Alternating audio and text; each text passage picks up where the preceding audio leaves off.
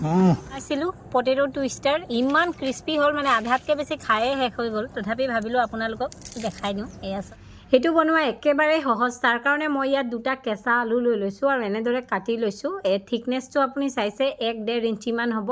দুইফালে দুটা ষ্টিক থৈছোঁ আৰু এনেদৰে কাটি গৈ থাকিলে হ'ল প্ৰথমে ষ্ট্ৰেইটকৈ কাটিব এনেদৰে তাৰপিছত তাৰ ওলোটাই তাৰপিছত অকণমান বেকা বেকাকৈ কাটিব লাগিব একদম ষ্ট্ৰেইট নাকাটিব দুইটাৰ মানে কটাৰ ষ্টাইলটো অকণমান বেলেগ প্ৰথমটো ষ্ট্ৰেইট আছিলে এতিয়া অকণমান বেকা বেকাকৈ কাটিব লাগিব এয়া চাওক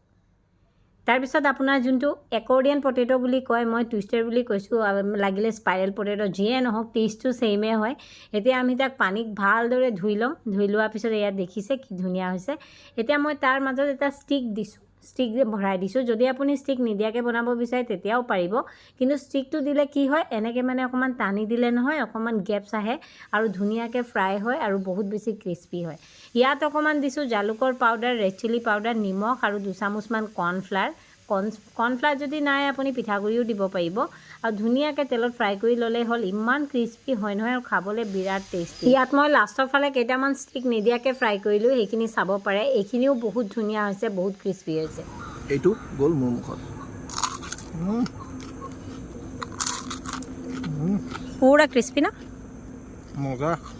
এক নম্বৰ